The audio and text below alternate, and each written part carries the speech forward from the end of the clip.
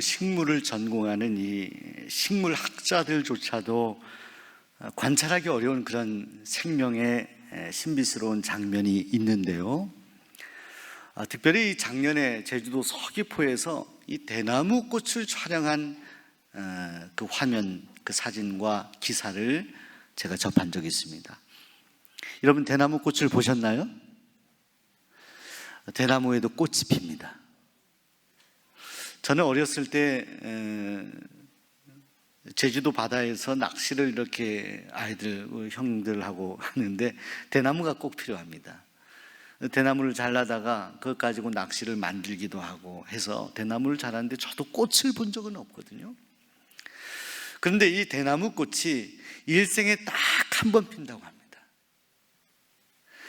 여러분, 이 대나무가 한 30년, 60년, 100년까지 자라는데요, 대나무에도 수명이 있다는 거예요. 그런데 처음에 이렇게 자라다가 죽순이 자라서 한 10cm, 30cm, 1m 하다가 10m, 20m까지 막 길게 자라는데, 이 대나무가 자라는 그 곳에서 계속 자라다 보면 모든 양분을 대나무가 이제 섭취하면서 자라는데, 양분들이 다 이렇게 떨어지게 될 때 대나무가 그것을 직감한다는 거예요. 죽순으로 자랐던 대나무가 이제는 씨앗으로 번식해야겠다라는 결정을 하고 씨앗을 남기기 위해서 꽃을 피운다는 거예요. 이 꽃이 아름답게 피어요. 자, 그런데 이 꽃을 피웠을 때에는 이 대나무는 말은 하지 않지만 말을 하는 거예요. 어떤 말을 하냐? 이제 내 생애가 다 마쳤습니다. 내 생애가 다 끝났습니다 라고 그렇게 대나무가 이야기를 하는 거예요. 꽃을 피운 다음에 대나무는 사그러든다는 것입니다. 한번 꽃을 피운 대나무는 이제 더 이상 생애를 살지 못하고 그 생애를 마감한다는 거예요. 자, 이것이 대나무꽃에 얽힌 사연입니다. 사랑하는 성도 여러분, 저는 이 대나무꽃을 가만히 묵상하면서 생명이라는 것을 묵상해 보았습니다. 생명을 탄생하기 위해서 무진애를 많이 씁니다. 그런데 이 생명을 유지하고 또 번식하기 위해서, 이어가기 위해서 이 생물체도 참으로 많은 인고의 시간을 보낸다는 거죠. 마지막 이 대나무가 생을 마감하기 전에 아름다운 꽃을 피우는 모습을 보며 저는 오늘 우리의 생명을 구원하시기 위해, 새 생명을 주시기 위해 아름다운 대나무 꽃보다 더 아름다운 꽃을 피우시고 십자가에 달려 죽으신 우리 예수님을 묵상하게 되었습니다. 우리에게 생명을 주신 주님, 새로운 생명이죠. 호흡이 있고 그저 장수한다고 우리에게 생명이 있는 것입니까? 성경은 그렇게 말씀하는 게 아니에요. 성경의 생명이라는 것은 새로운 생명, 새롭게 예수 그리스도를 믿음으로 인해서 생기게 되는 새로운 생명을 말씀합니다. 이 생명을 만들어내기 위해서 우리 주님은 2000년 전에 이스라엘 베들레헴 땅에 오셔서 그 많은 수고를 하셨습니다. 3년 동안의 공생의 시간 동안에 우리 주님은 사람들에게 말씀을 전하시고 하나님 나라의 일들을 선포하셨습니다. 그래서 예수님의 말씀의 핵심은 하나님 나라예요. 하나님 나라, Kingdom of Heaven, 하나님 나라. 그 하나님 나라에 대한 비밀을 비유로 말씀하시고 많이 전하셨습니다. 대중 앞에서 연설하시고 설교하셨다는 거예요. 그 유명한 설교 중에 하나가 마태복음 5장부터 나와 있는 산상순입니다. 산에서 말씀을 전하시고, 때로는 들에서 말씀을 전하시고, 때로는 어떤 가정에 가셔서 말씀을 전하시고, 때로는 호숫가에서 말씀을 전하시기도 하셨습니다. 때와 장소를 가리지 아니하시고 그 말씀을 들어야 될 영혼들이 있는 곳마다 주님은 말씀을 전하셨어요. 소위 대중연설을 하셨다는 거예요.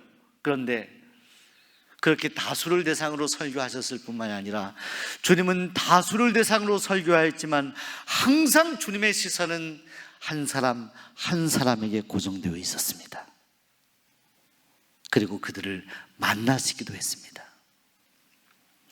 여러분, 이번에 새생명 축제를 하면서 제가 주제 말씀으로 정한 것이 여러분이 잘 알고 있는 말씀, 요한복음 3장 16절의 말씀입니다. 하나님이, 우리 함께 해볼까요? 하나님이 세상을 이처럼 사랑하사 독생자를 주셨으니 이는 저를 믿는 자마다 멸망치 않고 영생을 얻게 하려 하심이니라. 우리 곁에 계신 당신에게 영생이 있습니다. 영생이 있습니다. 영생이 있습니다. 여러분, 영원한 생명이 있습니다. 믿으시면 아멘. 하나님 영원한 생명이 있습니다. 여러분, 이 영생을 주신 주님, 그 주님께서 2000년 전에 이 땅에 오셔서 많은 사람들을 만나시면서 특별히 니고데모 같은 유대인 관원, 그는 유대인 가운데 높은 자리에 있던 사람이었어요. 지식인이었어요. 그가 밤에 주님을 찾아왔을 때 주님은 다른 말 하지 않아요. 새롭게 태어나는 일에 대해서 거듭남에 대해서 얘기해요. 이것이 본질이에요. 제가 이 강단에서 여러분들에게 설교합니다. 지금까지도 3년 가까이 설교를 해왔지만 제 설교의 핵심은 하나예요. 예수 믿고 구원받자입니다. 예수 없이 살 수 없다입니다. 교회가 왜 존재합니까, 여러분? 교회는 예수님을 위해서 존재하는 거예요. 그 예수님의 능력의 말씀이 선포되기 위해서, 그래서 아직도 예수님을 모르는 영혼들이 주님을 믿도록 그렇게 역사하기 위해서 하나님은 이 교회를 만드신 거예요. 그 신앙의 공동체가 그 하나님의 은혜에 감사하며 뜨겁게 예배하는 곳이 바로 성전이라는 것입니다.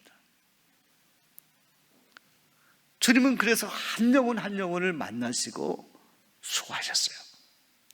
가진 사람도 만났어요. 부유한 사람도 만났습니다. 중산층도 만났어요. 가난한 사람도 만났어요. 배운 사람도 만났어요. 배우지 못한 사람도 만났어요. 인물이 좋은 사람도 만났어요. 인물이 좋지 않은 사람도 만났어요. 유대인도 만났습니다. 그러나 유대인만 만나는 것이 아니라 사마리아 사람, 이방인들도 만났어요.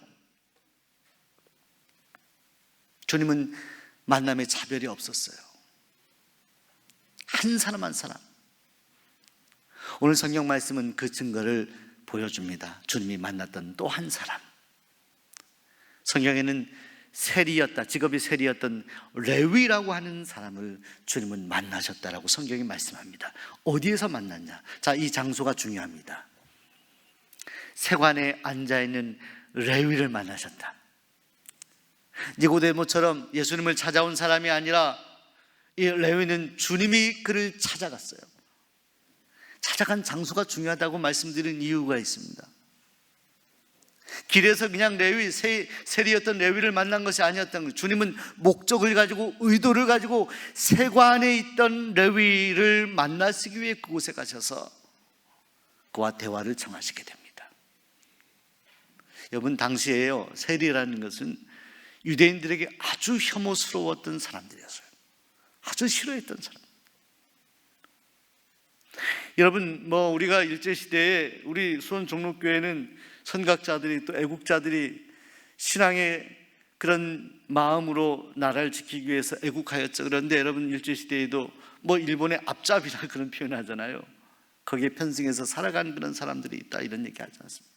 바로 이 세리, 레위가 그런 사람이었어요. 유대인이었는데 로마의 편에 들어서 로마에서 명령하는 세금을 거둬들였던 사람이었으니까 이스라엘 사람들이 얼마나 싫어했겠습니까?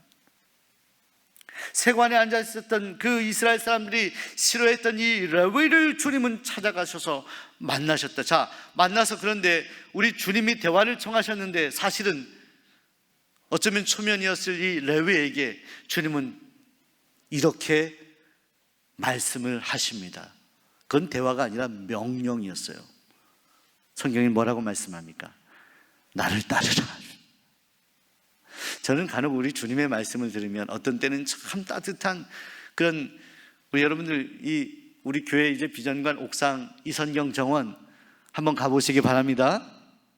거기 가면 햇살을 맞을 수 있어요. 저는 이선경 정원을 건축하면서부터 4층 이렇게 콘크리트 칠 때부터 지금까지 글쎄요, 한 200번은 올라갔을까요? 가서 주변 쭉 보면서 기도도 하고 그랬습니다.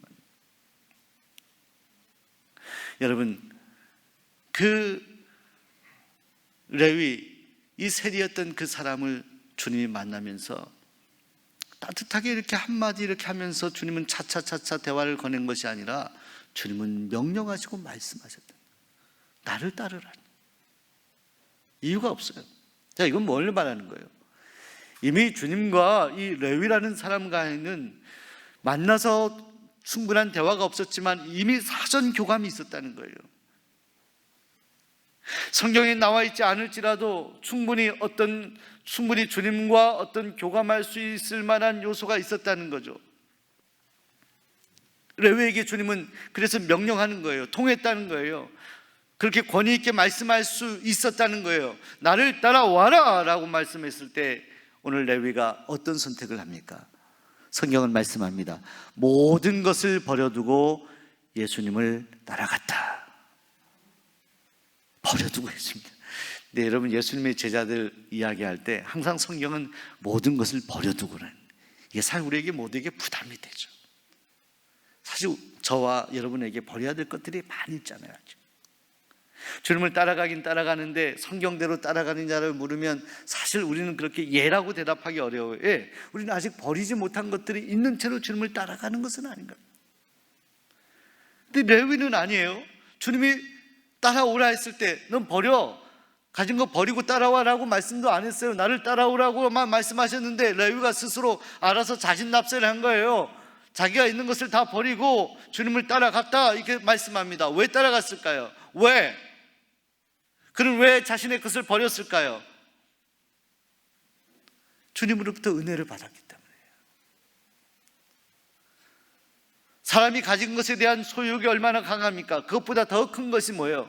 하나님의 은혜예요. 하나님의 사랑, 성령의 역사예요. 과거에요, 우리 70년대 60년대 우리의 믿음의 조상들이, 선조들이, 우리 교회도 그런 역사가 있어요. 우리 교회가 15교회, 필리핀까지 19교회를 개척하는데 그게 그냥 되었을까요? 그렇지 않아요.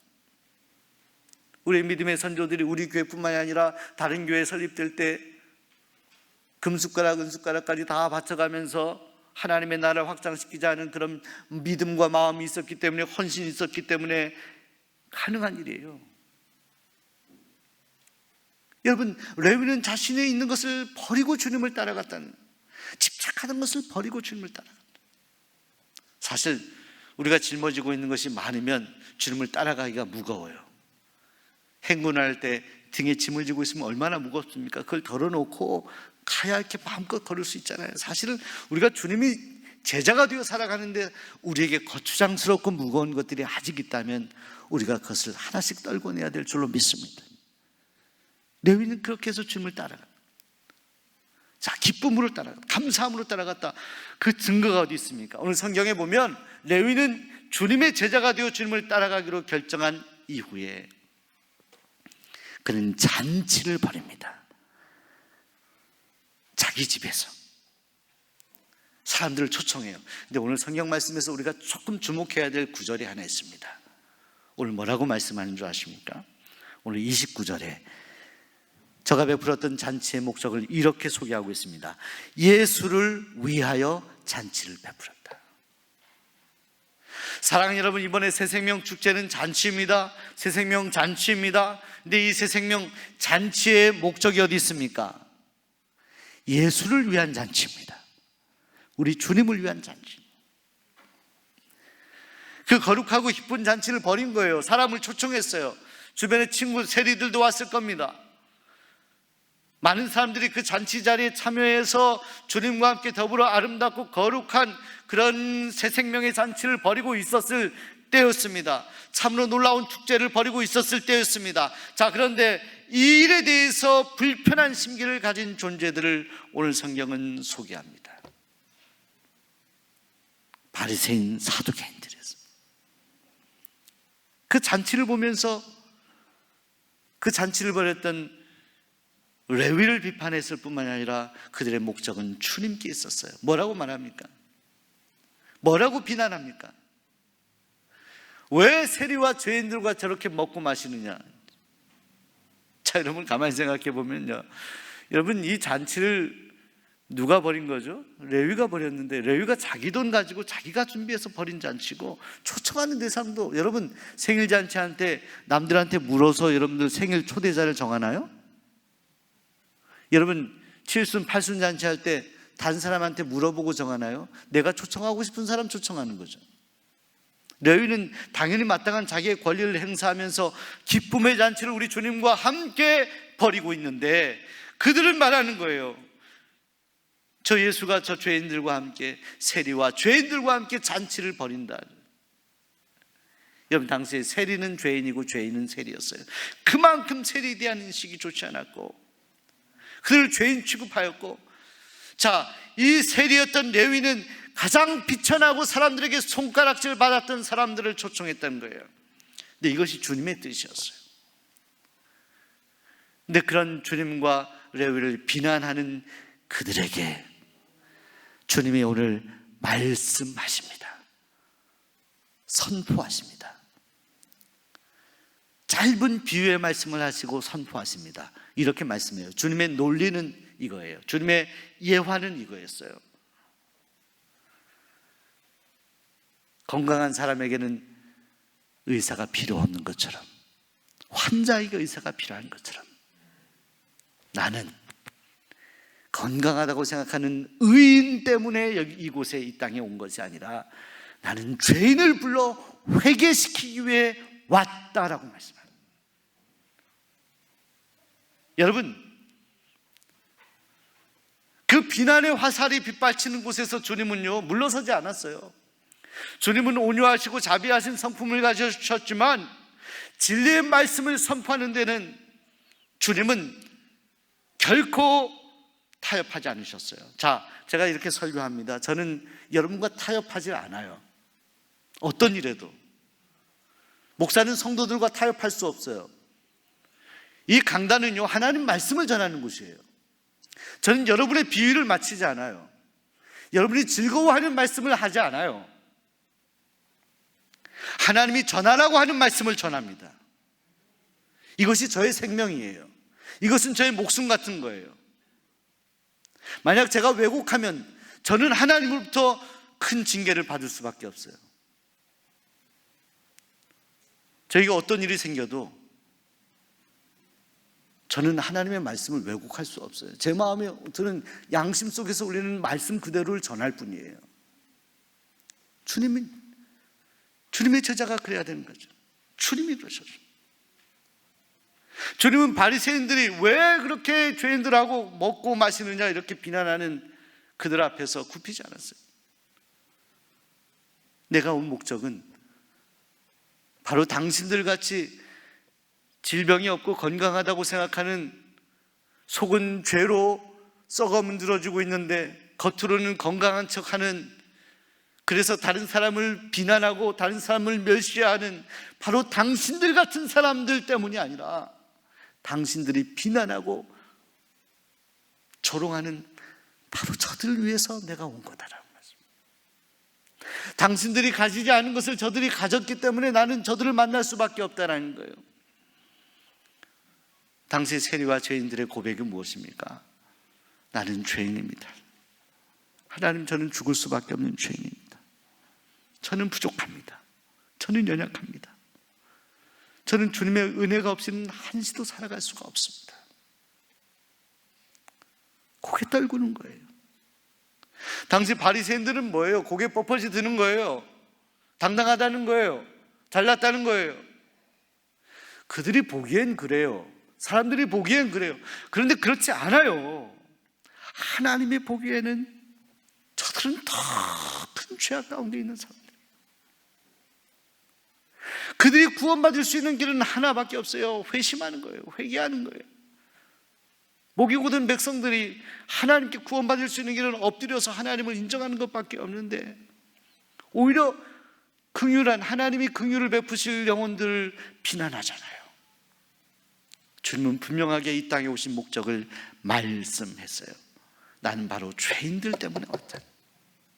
나는 오히려 그들과 가깝다. 주님은 죄가 없으신 분이셨어요. 주님은 주님의 필요 때문에 그들을 만난 것이 아니에요. 주님은 저들의 필요 때문에 만난 거예요. 저들의 필요 때문에 결국 십자가에 달려 죽으신 분이 주님이시죠. 주님은 주님을 위해서 살아보신 일이 없어요. 그 영혼들이 한 영혼이라도 주님께 구원받기 위해서. 그 목적을 분명히 해요. 죄인을 불러 회개시키러 왔노라. 이 회개란 말은 히라보로 메타노이아라고 하는 단어입니다. 이것은 이 히라보 단어는 뭘 말하냐? 메타노이아라는 것은 가던 길을 돌아서는 것을 말하는 거예요. 내가 이렇게 길을 가고 있어요. 성경으로 말하면 세상을 향해 가고 있다는 말이에요. 물질을 쫓아가고 있다는 거예요. 세상의 사람들이 좋아하는 것을 쫓아서 가고 있는데 어느 날 이것이 아니다라고 깨닫게 되는 거예요. 내가 가는 길이 잘못됐다는 것 깨닫게 된다는 거예요. 무엇으로? 하나님의 은혜로. 가던 길을 돌아서는 것을 말하는 겁니다. 정반대의 길을 가는 거예요. 주님이 저쪽에서 기다리고 계십니다. 주님이 이 땅에 오신 목적은 세상을 향하여 자기 인생을 위해서 의인이라고 생각하며 문제없다고 생각하며 가던 길, 그 가는 길의 사람들을 다시 돌아세우는 거. 어떤 점에서 병자라고 하는 겁니까? 우리 인간이, 성경은 왜 주님이 의사 비유를 했습니까? 우리 인간은 다 환자라는 거예요. 죄의 병을 가진 환자라는 거예요. 이 죄를 구원하실 수 있는 유일하신 분이 예수님이신데, 이걸 모르고 살아가는 영혼들, 그들을 불러서 회개시키기 위해서 이 땅에 오셨다라고 주님이 말씀합니다. 사랑하는 여러분, 이번에 1128 새생명 축제를 앞두고 진정 이 회개의 역사가 저와 여러분 안에 먼저 있게 되기를 소원합니다. 우리가 먼저 하나님 앞에 회개하고, 우리가 회개하고 우리의 심령이 새로워졌을 때 주변에 있는 사람들을 보는 시선이 달라져요. 여러분이 기도하면서요, 이번 일레이 기도하고 태신자를 적어내서 기도하는 가운데 하나님은요, 여러분, 악한 것과 우리가 싸우는 것, 우리가 죄 짓는 것과 싸우는 것은 그것을 안 하려고 애를 써서 해결되지 않아요. 우리의 의지로 안 돼요. 우린 죄를 이길 수 없어요. 우리 곁에 계신 분들에게 당신은 죄를 이길 수 없습니다. 또 한번 딱합니다. 우린 딱한 인생이에요. 우린 죄 이길 수 없어요. 절대로 못 이겨요, 죄를. 그 죄를 이길 수 있는 능력을 받아야 돼요. 은혜를 받아야 돼요. 그것을 짓지 않으려고 애를 써서가 아니라 그것을 덮는 하나님의 은혜를 경험해 성령께서 우리의 그런 악한 마음들 자리한 곳에 성령께서 임재하셔야 돼요.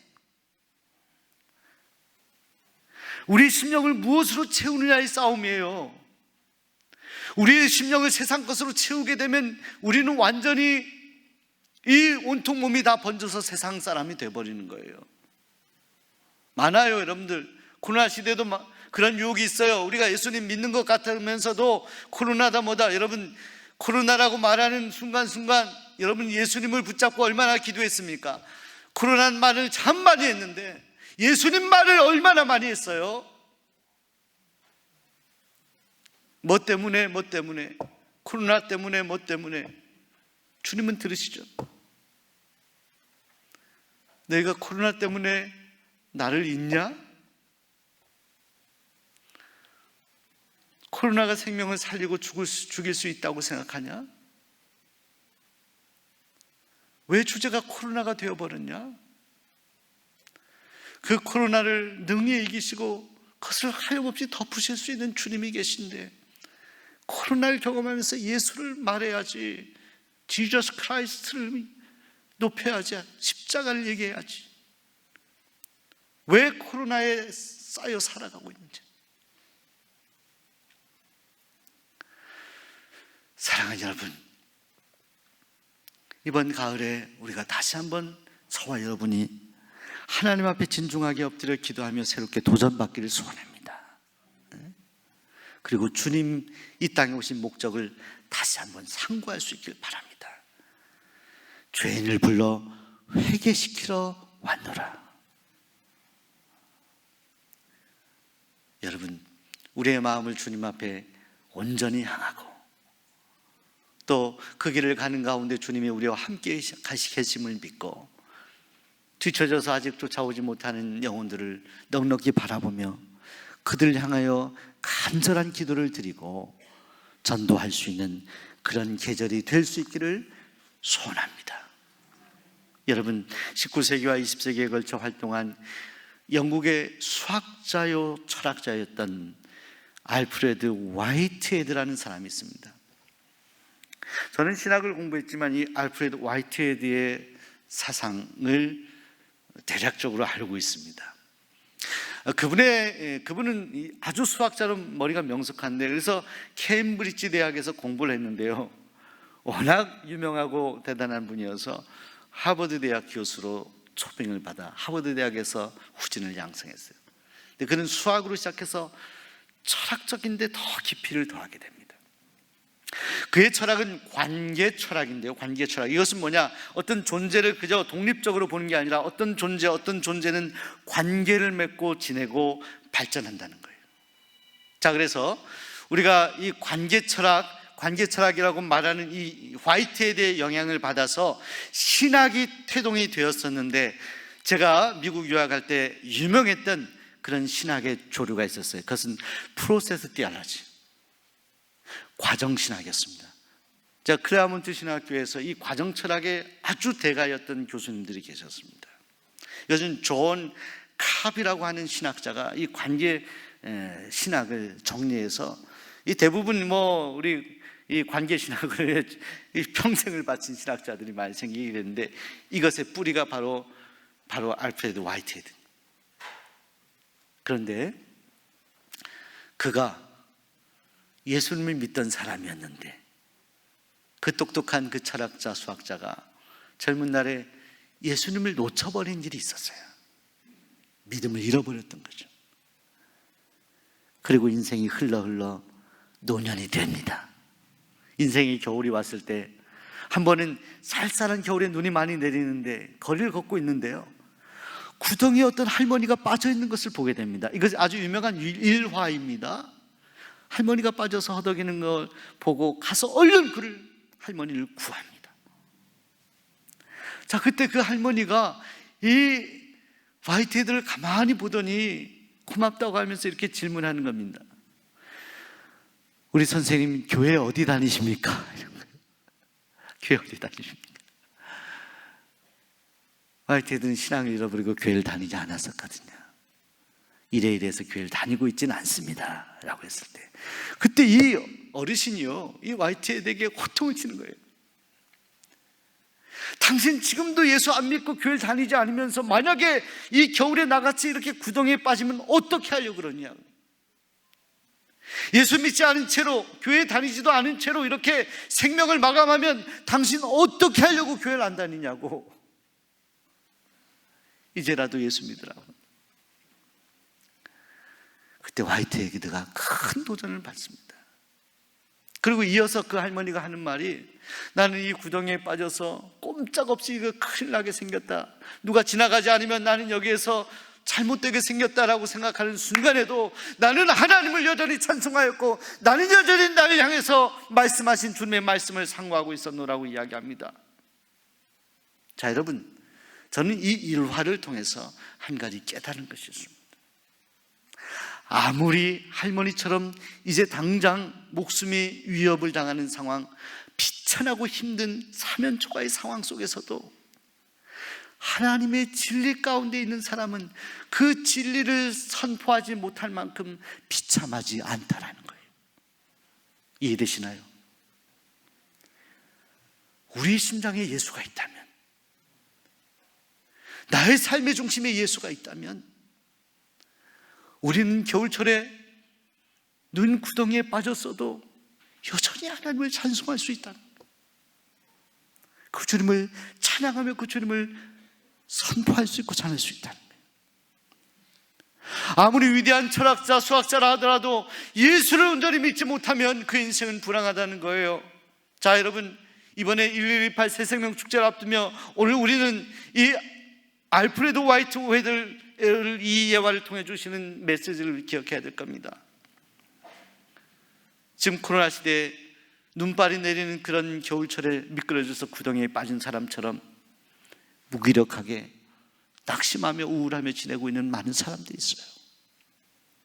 지금 이때는 마스크를 썼기 때문에, 거리 유지하기 때문에 복음을 전하지 못한 시대이다 라고 생각하면 이것은 착각입니다. 이것은 복음에 위배되는 일이에요. 자, 여러분, 이 어려운 때 오늘 우리에게 주신 하나님의 사명은 뭐예요? 이 어려운 때 여전히 하나님의 말씀이 필요한 영혼들이 있다는 거예요. 여전히 주님이 갈급한 영혼이 있다는 거예요. 여전히 마음이 텁텁하고 힘든 영혼들이 있다는 거예요. 여전히 인생길을 가지만 주님을 놓쳐버린 영혼들이 있다는 거예요. 자, 어떻게 하시겠습니까? 자, 저와 여러분이 선택은 무엇입니까? 우리는 어떻게 해야 될까요? 주님이 오늘 우리에게 명령하신 것은 무엇입니까? 내가 죄인을 불러 회개시키러 왔노라. 사랑하는 여러분, 강팍한 영혼들의 심령이 주님께로 돌아서기 위해서 주님은 십자가에서 물과 피를 다 쏟으시고 죽으셨습니다. 그 사랑이 우리의 심령 안에 있다면 그 은혜의 강물이 건조해서 메말라 있는 사막 같은 누군가의 심령에 흘러서 부어져야 되지 않을까요? 그 주님의 사랑이, 따뜻한 손길이 눈구덩이 같은 데에 빠져서 헤어나지 못하는 누군가의 손을 붙잡아 이렇게 세워야 되지 않을까요? 자, 오늘 주님은 우리에게 명령하십니다. 2000년 전에 그 음성이 들리십니까? 내가 죄인을 불러 회개시키러 왔노라. 자, 오늘 주님을 따랐던 레위처럼 오늘 우리가 주님의 제자가 된다면, 온전한 제자가 된다면 그 명령을 우리가 받아서 주님이 필요한 영혼들에게 주님을 소개하고 전해야 되지 않겠습니까? 오늘 주님은 여러분을 주님의 강력한 귀한 도구로 사용하실 것입니다. 오늘 우리 안에 회개의 역사, 회심의 역사가 있어서 새 생명이 창조되고 만들어지는 놀라운 역사가 있어서 오늘 우리 주변에 주님을 모르는 영혼들이 주님께로 다시 메타노이아, 회개하여 돌아오는 역사가 있게 되는 그런 은혜가 우리 안에 넘치기를 소원하고 축원합니다. 기도하겠습니다. 하나님 감사합니다.